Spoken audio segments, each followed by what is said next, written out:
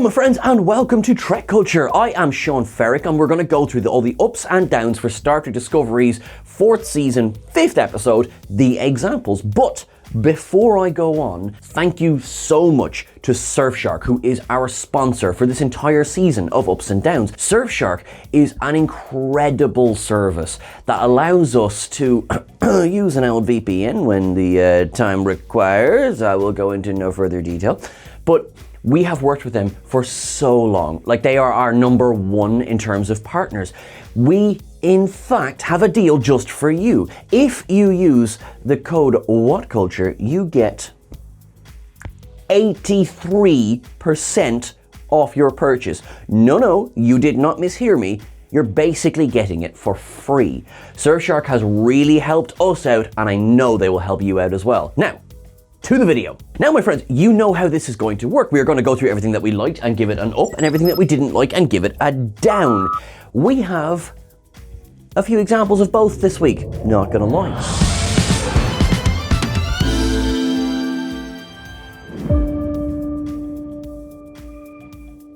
This episode, overall, I really enjoyed it. Now, that's not a spoiler, I do have a few downs, but I thought that this was a really good example of good writing, good acting, and good drama in this series of Discovery. The first up I'm going to give overall is to the guest stars this week. So first of all, we've got Sean Doyle coming over from The Expanse, who I thought was really good as Ruon Tarka.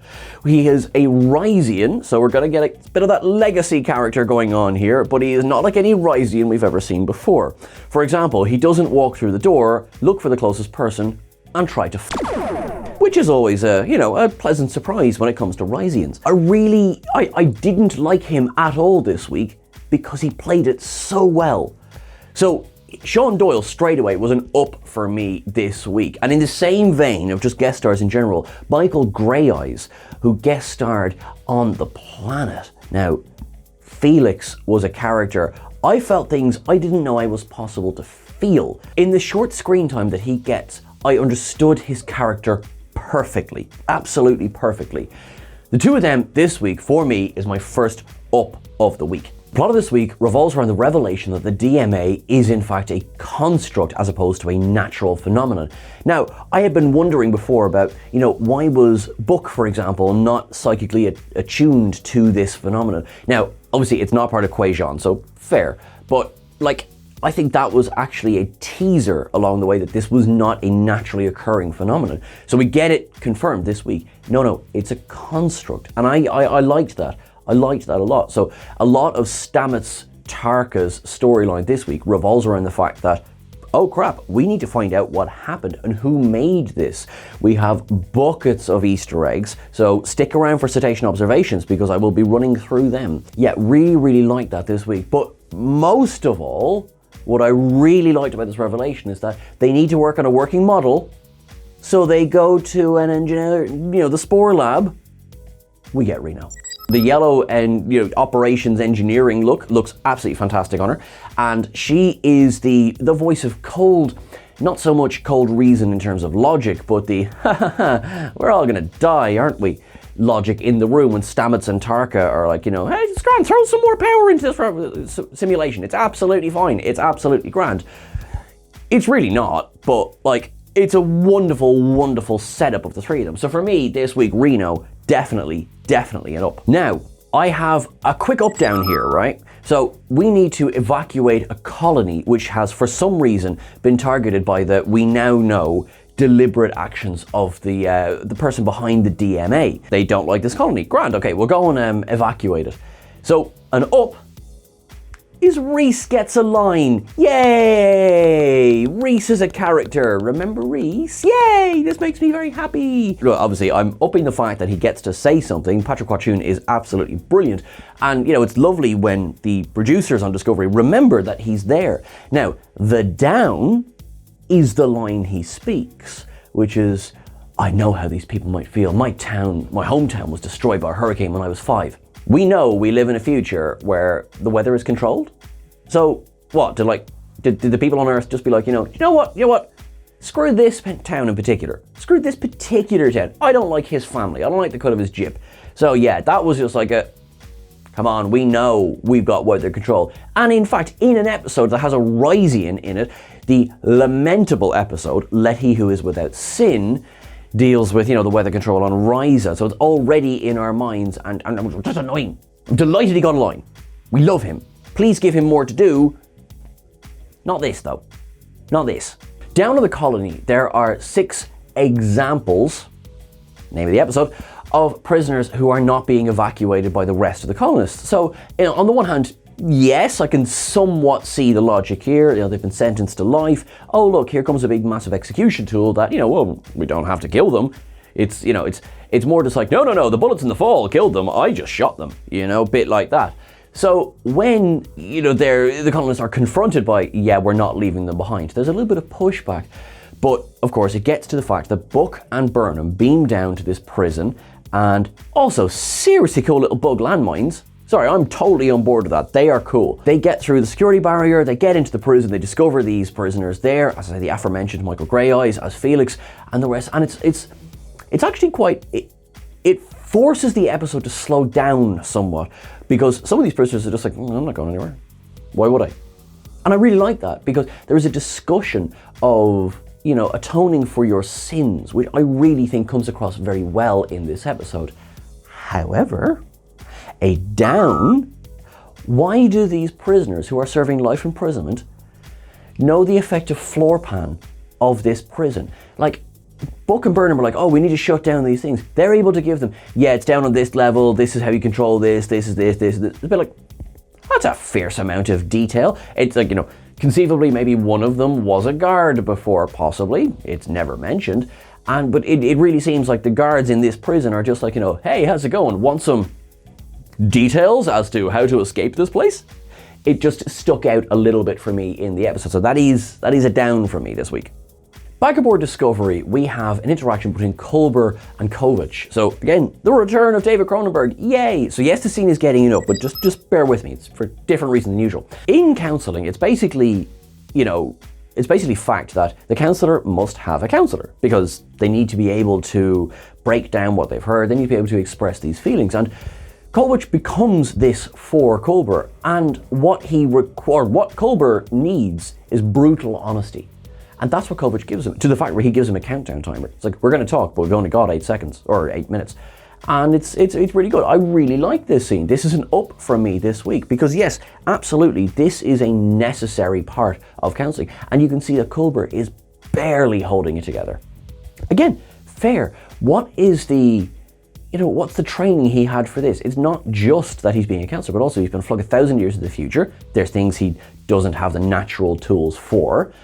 This is an essential part, and I am enjoying how much Stamets and Culber have become really main players this season, which is not to say that they weren't before, but I mean, they are up front and center this week, because of course, the other big kind of storyline of the episode is Stamets and Tarka trying to figure out the DMA. Oh, one thing down, the DMA is a man-made thing.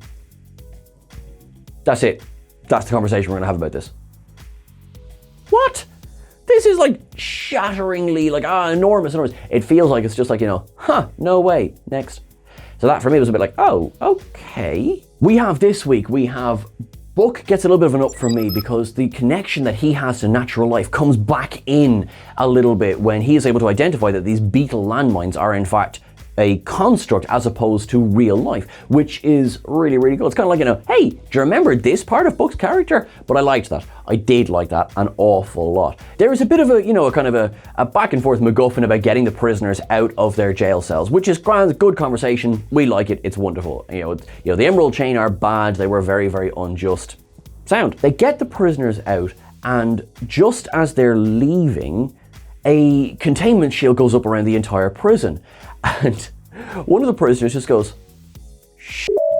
That's an up from me. I'm not just upping the fact that there's a swear word because I'm not 12, but I love that. That is a perfectly appropriate reaction. For me, that is the best use of the word shh since Star Trek Generations. That was, chef's kiss. That was great.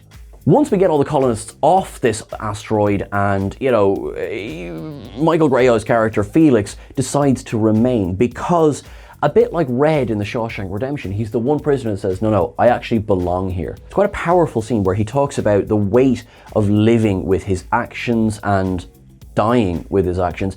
I just want to get this out of the way really, really quickly. So a down is, we've agreed that Felix is going to stay behind. We agree all of this, there's a chance the asteroid or the anomaly might not hit the asteroid, and then Burnham and Book beam up to Discovery. Book is not happy, we've left him out behind, and then they choose to include the line, oh, there's too much interference to beam you up now. The man had made his choice. I know there was a bit of uncertainty, I get that, but that was a down from me. It was not a necessary line. Like, now it's like, he's only remaining behind because we can't beam him up. That was a bit like, but having said all of that, the scene itself was quite powerful. I really, really enjoyed it. I really enjoyed his performance this week. Now, unfortunately, we're probably not going to get very much more of Felix because of, I don't know, incineration.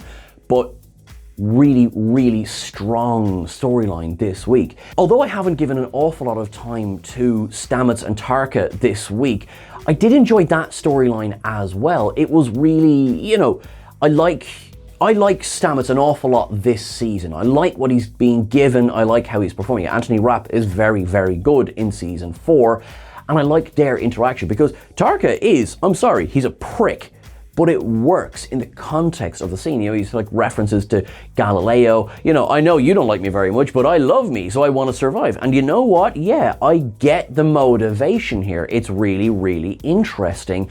Most of all, now you're wondering, Sean, where are you going with this? Where's the up? The up for me comes from the interaction at the end between Tarka and Book.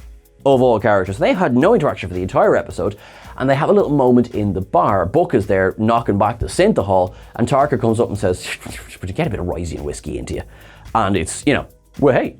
And they clearly have a shared history in that they've both been oppressed by the Emerald Chain, because Tarka reaches around and he scratches this mark on the back of his neck, which is a brand. And we have seen earlier on that Book has a similar brand on the back of his neck. Book's looks a little bit like the Pendulum logo, and I'm just going to say this, butthole. Yes, I'm committing to this. It's a butthole on the back of his neck, but I'm not judging.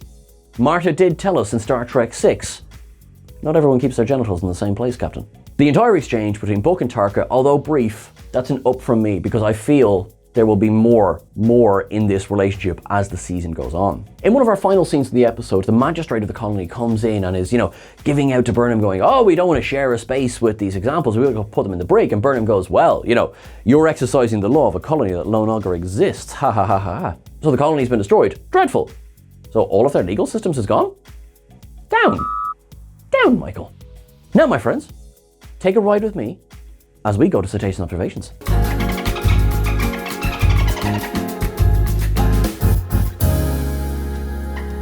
This is not an egg, I'm including it here. The previously on Discovery was by Tilly. We love Mary Wiseman, I'm sorry.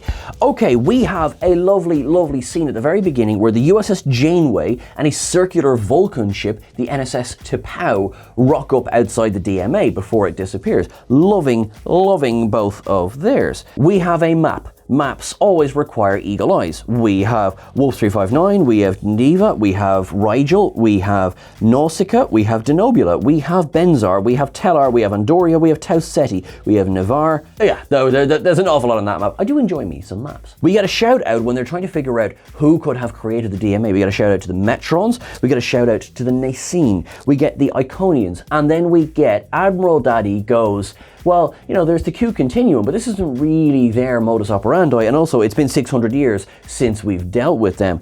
Absolutely love it. We love an L shout out to the Q. Gosh, I wonder if they're going to turn up in Star Trek soon. And also, of course, we have Risa and we have Ryzian whiskey, which is a wonderful set of Easter eggs.